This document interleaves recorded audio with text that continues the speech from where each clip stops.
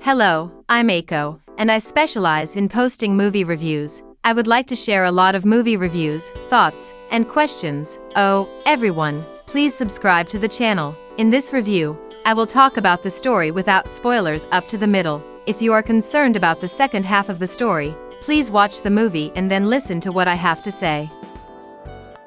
This time we will be talking about the Japanese movie City Hunter, produced by Netflix. The director is Yuichi Sato. As for the cast, Ryohei Suzuki plays the lead role of Ryo Shiba, Kaori Makamura is Misato Morita. Also appearing are Masanobu Ando, Fumino Kimura, Asuka Hanamura, Tada Sugimoto, Eiso Hashizume, and Takayaga Sakota.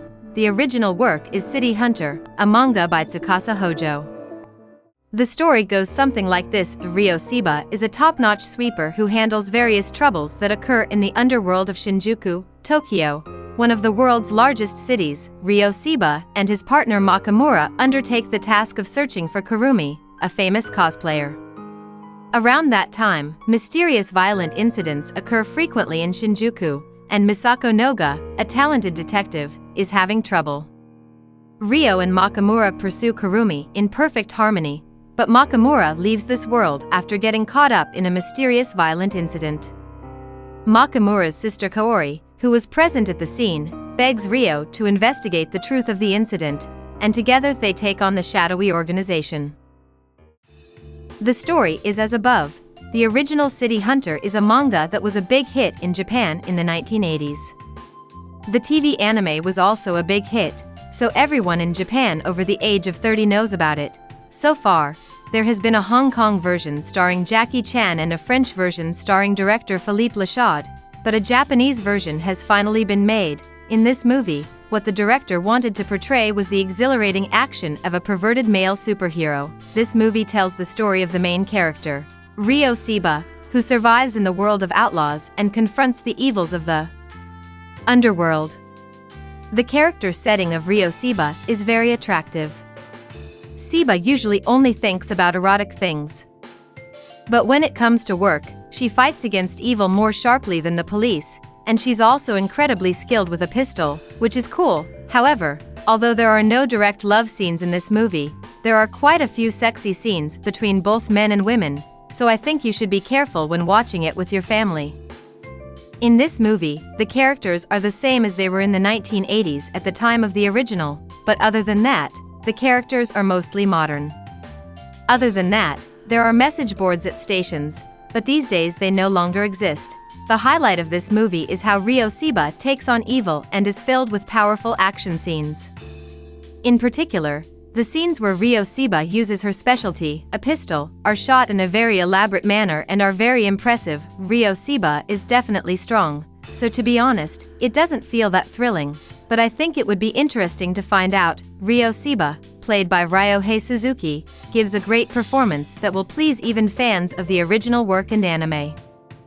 In the opening scene, Ryo Shiba wears his trademark red t-shirt and jacket, which really suits him, and in the middle of the film, there is a scene where she is naked, which is not a love scene, but her physical beauty is truly amazing. It's also a scene where you can see how strong Ryo Shiba is. Other than that, Eiso Hashizume's boss vibe was wonderful, and Asuka Hanamura, who played the role of a cosplayer, was also charming. Also, Kaori, who becomes Ryo Shiba's partner, was portrayed as boyish in the original work, and I thought Misato Morita, who played her this time, did a good job of reproducing that image, and I'm also curious about the theme song. This is a song that every Japanese person knows. However, we have re-recorded it as a new version. I wonder why they decided to make a new record since the big image hasn't changed much. I imagine it would have been easier to make the sound source for the movie rather than use the original sound source, probably due to rights issues. What is it actually like? If anyone knows more, please let me know. I would like to express this movie in terms of scores. It's 80 points.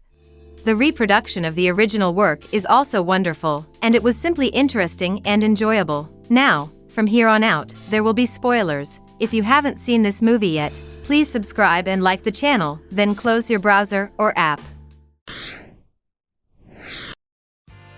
Did you feel exhausted after watching this movie? I think this work lived up to the fans' expectations. Ryohei feels invincible. The setting is Shinjuku, and Kaori's signature giant hammer is used as a prop. I felt the love and effort of the filmmakers. Kabukicho appears in the movie, and it is the largest entertainment district in Japan. In recent years, Toyoko has become known as a lawless area where kids who have run away from home gather. So, I thought it was a very good script in that it connected with modern social issues. However, although the movie is set in Shinjuku, most of it seems to have been filmed in a different area. In the end credits, Hamamatsu, Shizuoka, and Kobe were written. In fact, it is well known that filming in Kabukicho is almost impossible. In this movie, the arch of Kabukicho Ikibangai and Toyoko appeared. I think special arrangements were made for that part of the shoot. In the final scene of the confrontation on the rooftop, I thought the night view was CG. I thought the glimpses of the night view lacked the sparkling feeling of Tokyo. I thought it might have been shot on top of a building in another city, but my guess is that it was CG. I thought this work was a success in terms of content. And since the setting was well established this time around, I expect there will be a sequel. After all, Yumibozu doesn't appear. I feel like there are a lot of episodes, whether they're based on the original work or modern originals. Probably the biggest problem is that Ryohei Suzuki is such a great actor, so I felt like it would be a matter of securing his schedule. I look forward to seeing you again in the future. Well, what do you think? There were a lot of very risque scenes, but it wouldn't be City Hunter without those scenes. It was a fascinating movie in that respect as well. On this channel, we are looking for movies that you would like us to review. Please comment or contact us. We will continue to post movie reviews that you will like. Please subscribe to the channel. See you in the next work. The show must go on.